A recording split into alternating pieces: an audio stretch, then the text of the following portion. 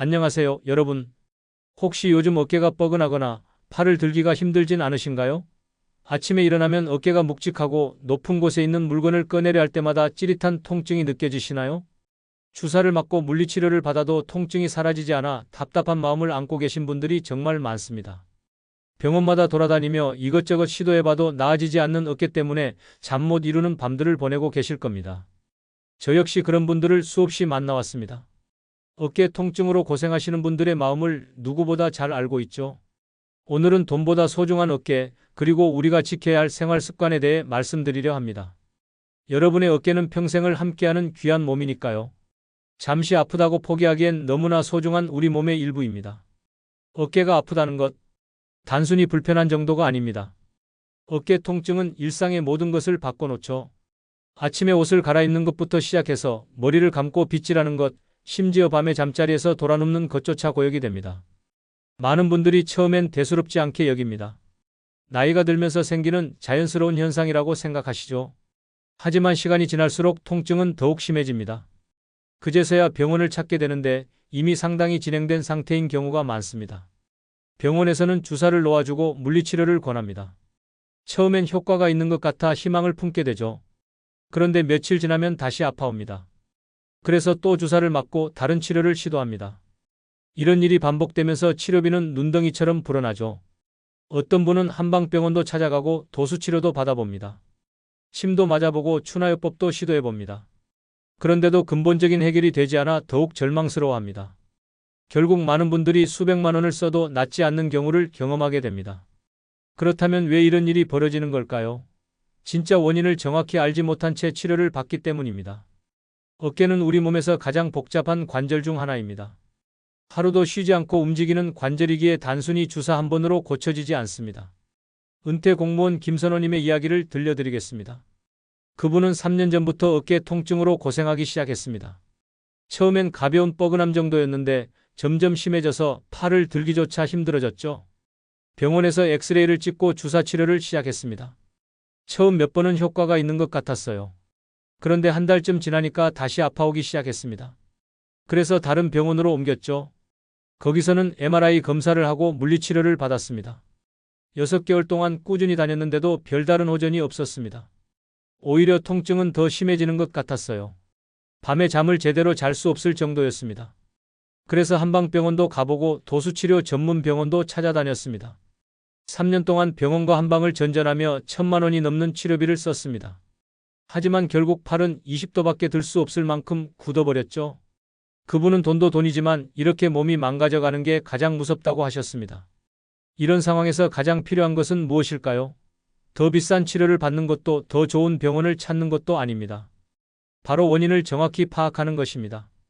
무엇이 어떻게 아픈지 정확히 알면 그에 맞는 해결 방법이 따로 있거든요. 어깨 통증으로 고생하고 계신다면 먼저 이것부터 확인해 보세요. 어떤 움직임에서 가장 아픈지, 언제 통증이 심해지는지, 밤에 더 아픈지, 낮에 더 아픈지. 이런 작은 관찰들이 정확한 진단의 첫걸음이 됩니다. 치료비를 아끼는 것보다 더 중요한 건 생활 속 습관 관리입니다. 매일 조금씩이라도 올바른 방법으로 관리한다면 큰 돈을 들이지 않고도 충분히 좋아질 수 있거든요. 많은 분들이 어깨가 아프다고 하시지만 사실 어깨 질환은 종류가 다양합니다. 겉으로 보기엔 모두 비슷해 보이지만 원인과 치료법이 전혀 다르죠. 이걸 제대로 구분하지 못하면 아무리 치료를 받아도 나아지지 않습니다. 가장 흔한 3가지 어깨 질환을 말씀드리겠습니다. 먼저 오십견입니다. 정식 명칭은 유착성 관절 낭염인데 관절을 둘러싸고 있는 주머니가 염증으로 두꺼워지고 굳어지는 병이에요. 그래서 팔을 어느 방향으로든 올리기가 힘들어집니다. 두 번째는 회전근개 파열입니다. 어깨를 움직이게 해주는 4개의 힘줄이 있는데 이것들이 찢어지거나 끊어지는 병이죠. 특정 각도에서만 극심한 통증을 느끼는 게 특징입니다. 세 번째는 충돌 증후군입니다. 어깨뼈의 모양이 변하거나 자세가 나빠져서 힘줄과 뼈가 계속 부딪히며 생기는 병이에요. 팔을 들어 올릴 때 중간 지점에서 통증이 심해집니다. 이 세 질환의 차이점을 아시나요? 통증이 느껴지는 시간과 방식이 다릅니다. 오십견은 밤에 더 아프고 회전근개 파열은 특정 동작에서만 아프며 충돌 증후군은 팔을 들어 올리는 중간 과정에서 아픕니다. 72세 주부 박영희님의 경우를 들려드리겠습니다. 그분은 6개월 전부터 어깨 통증을 느끼기 시작했습니다. 특히 밤마다 통증이 심해져서 잠을 제대로 잘 수 없었어요. 옆으로 눕기만 해도 어깨가 아파서 계속 뒤척이게 되었죠. 처음엔 단순한 근육통인 줄 알았습니다. 파스를 붙이고 온찜질도 해봤지만 별다른 효과가 없었어요. 그래서 동네 병원에 갔더니 오십견이라고 진단받았습니다. 나이가 50을 넘으면 흔히 생기는 병이라고 설명해 주셨죠. 주사 치료를 시작했습니다. 처음 며칠은 통증이 줄어든 것 같았어요. 그런데 일주일쯤 지나니까 다시 아파오기 시작했습니다. 오히려 전보다 더 심해진 것 같았죠. 팔을 앞으로 뻗는 것도 힘들어졌습니다. 이상하다 싶어서 큰 병원에서 정밀 검사를 받았습니다. MRI 촬영과 초음파 검사를 했는데 결과는 의외였어요. 오십견이 아니라 충돌 증후군이었습니다. 어깨뼈 모양이 조금 특이해서 팔을 들 때마다 힘줄과 뼈가 부딪히고 있었던 거죠. 그제서야 왜 밤에 아픈지 이해할 수 있었습니다. 낮에 팔을 사용하면서 계속 부딪혀서 염증이 생기고 밤에 누우면 그 염증 때문에 통증이 심해지는 거였어요. 오십견과는 전혀 다른 원리였습니다. 새로운 진단에 따라 치료 방법도 바뀌었습니다. 주사 대신 특별한 스트레칭과 자세 교정 운동을 시작했죠. 어깨뼈의 위치를 바로잡고 힘줄이 부딪히지 않도록 하는 운동이었습니다. 한 달쯤 지나니까 놀라운 변화가 나타났습니다. 밤에 아프던 통증이 많이 줄어들었어요. 팔도 예전보다 훨씬 높이 들 수 있게 되었습니다. 만약 처음 진단대로 오십견 치료만 계속 받았다면 지금도 고생하고 있을 거라고 하셨어요.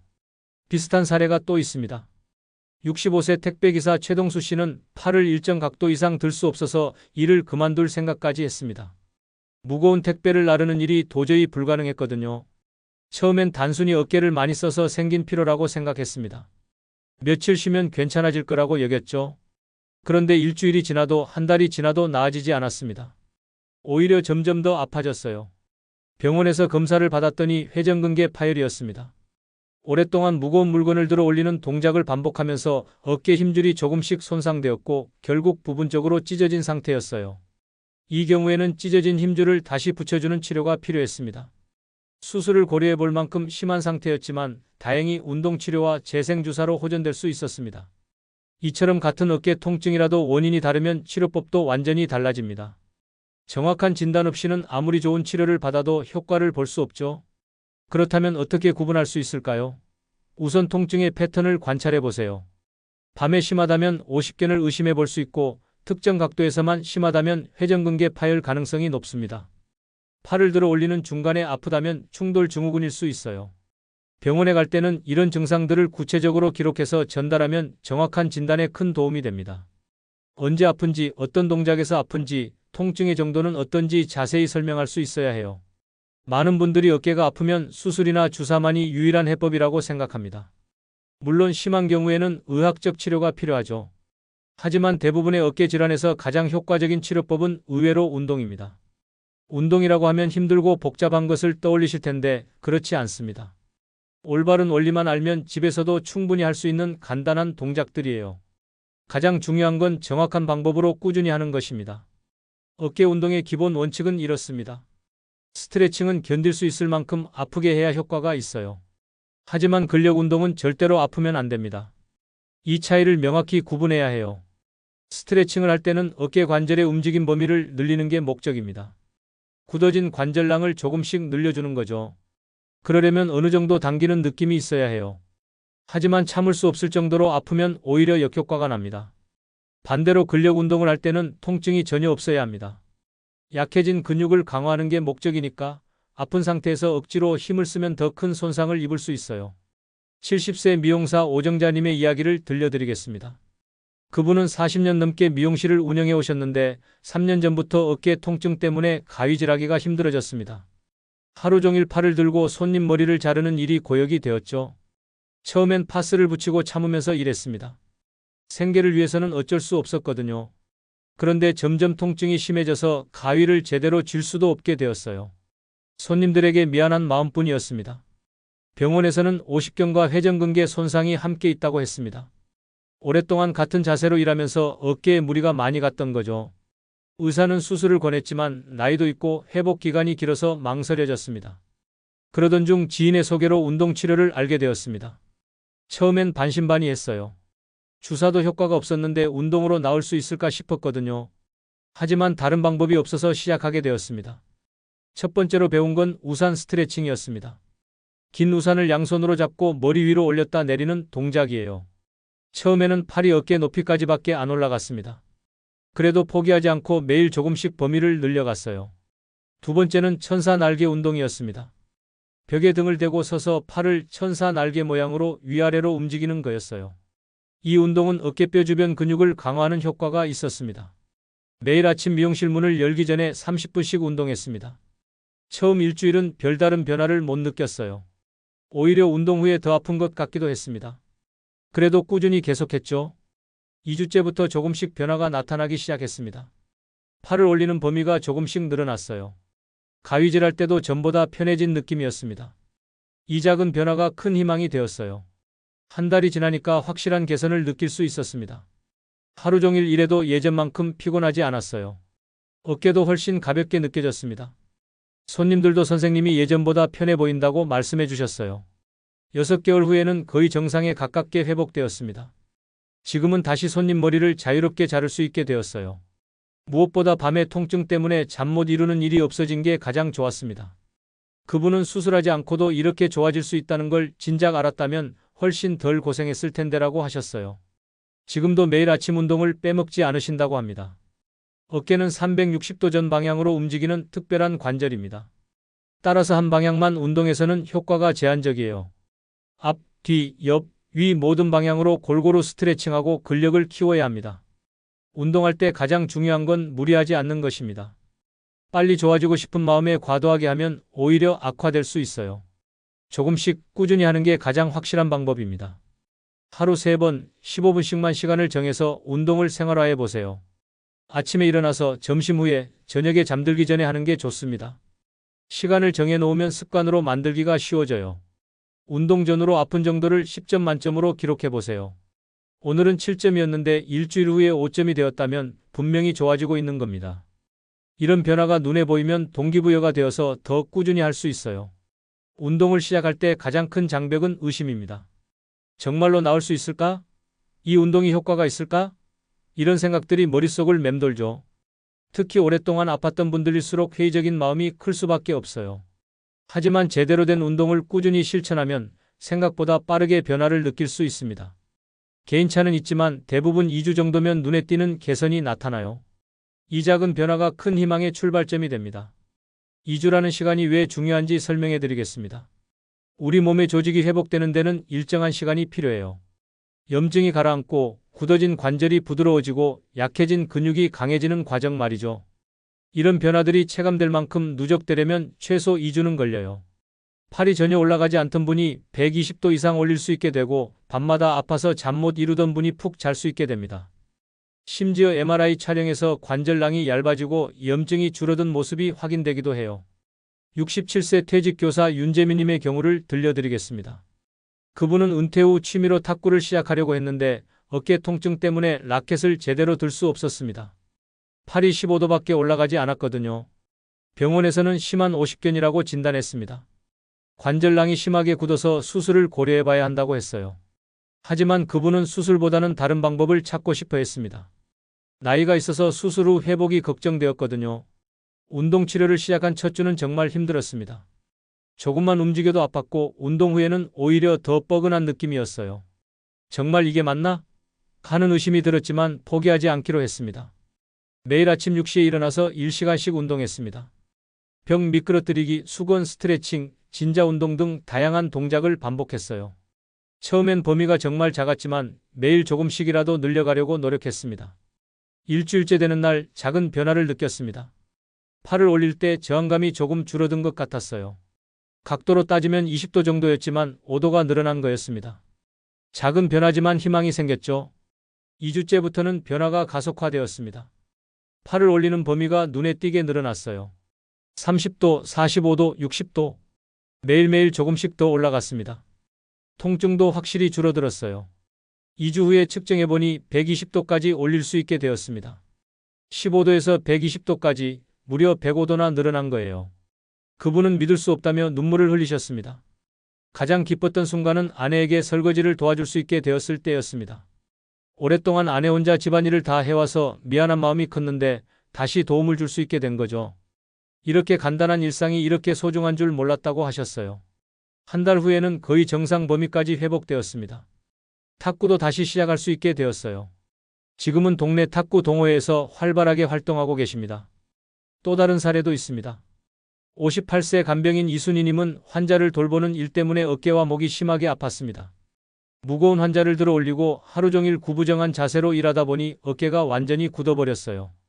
일을 그만둘 수도 없고 그렇다고 아픈 채로 계속할 수도 없어서 정말 막막했습니다. 그런데 2주간의 집중적인 운동 후에 놀라운 변화가 나타났어요. 어깨의 유연성이 크게 개선되었고 일할 때도 훨씬 편해졌습니다. 이런 변화가 일어나는 이유는 무엇일까요? 우선 굳어진 관절량이 조금씩 늘어납니다. 스트레칭을 통해 섬유 조직이 부드러워지는 거죠. 동시에 혈액순환이 개선되어 염증도 줄어들어요. 근력 운동을 통해서는 어깨 주변 근육들이 강화됩니다. 약해진 근육들이 다시 제 역할을 하게 되면서 어깨 관절이 안정화되는 거예요. 이런 여러 변화들이 합쳐져서 전반적인 개선이 나타납니다. 무엇보다 중요한 건 심리적인 변화입니다. 내가 좋아지고 있다는 확신이 생기는 순간 삶이 다시 활기를 찾아요. 포기했던 일들을 다시 시도해보고 싶어지고 미래에 대한 희망도 생깁니다. 2주라는 기간이 모든 문제를 해결해 주지는 않습니다. 완전히 회복되려면 더 오랜 시간이 필요해요. 하지만 이 첫 2주의 변화가 주는 희망은 정말 큽니다. 아, 이 방법이 맞구나. 계속하면 더 좋아질 수 있겠구나 하는 확신을 갖게 되거든요. 운동일지를 작성해서 조금씩 나아지는 변화를 눈으로 확인해 보세요. 오늘은 팔을 몇 도까지 올릴 수 있었는지, 통증 점수는 몇 점인지 기록하는 거예요. 숫자로 보이는 변화만큼 확실한 동기부여는 없습니다. 가족과 함께 운동하는 것도 좋은 방법입니다. 혼자 하면 중간에 포기하기 쉽지만 가족이 함께하면 서로 격려하며 꾸준히 이어갈 수 있어요. 특히 배우자나 자녀가 응원해주면 더욱 힘이 납니다. 지금까지 어깨 통증의 원인과 운동의 효과에 대해 말씀드렸습니다. 그런데 가장 중요한 건 이런 운동을 일회성이 아닌 평생의 습관으로 만드는 것입니다. 어깨 건강의 진짜 열쇠는 바로 매일의 습관에 있거든요. 많은 분들이 통증이 줄어들면 운동을 중단해버립니다. 좋아졌으니까 이제 안 해도 되겠다고 생각하시는 거죠. 하지만 이건 큰 실수예요. 운동을 멈추면 다시 원래 상태로 돌아갈 가능성이 높습니다. 어깨는 평생 사용해야 하는 관절입니다. 나이가 들수록 근육은 약해지고 관절은 굳어지려는 경향이 있어요. 이를 막으려면 꾸준한 관리가 필수입니다. 하루하루 쌓이는 작은 운동이 비싼 주사나 수술보다 훨씬 강력한 치료제가 되는 거죠. 실제로 꾸준히 운동하시는 분들을 보면 대부분의 어깨 질환은 수술까지 가지 않고도 충분히 관리할 수 있습니다. 물론 심한 외상이나 선천적인 기형이 있는 경우는 예외지만 일반적인 퇴행성 변화나 사용 과다로 인한 문제들은 운동으로 해결 가능해요. 75세 장미자님의 이야기를 들려드리겠습니다. 그분은 10년 전 심한 오십견으로 고생했었습니다. 당시에는 팔을 거의 움직일 수 없을 정도였어요. 병원 치료와 함께 운동을 시작해서 6개월 만에 거의 회복되었습니다. 그런데 중요한 건 그 이후였어요. 많은 분들이 좋아지면 운동을 그만두는데 그분은 달랐습니다.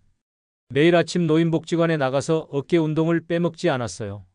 처음엔 치료 목적이었지만 점차 건강유지 차원으로 바뀌었습니다. 10년이 지난 지금 그분의 어깨는 동년배분들과 비교해 놀라울 정도로 건강합니다. 팔을 자유롭게 올리고 내릴 수 있고 무거운 물건을 드는 것도 전혀 문제 없어요.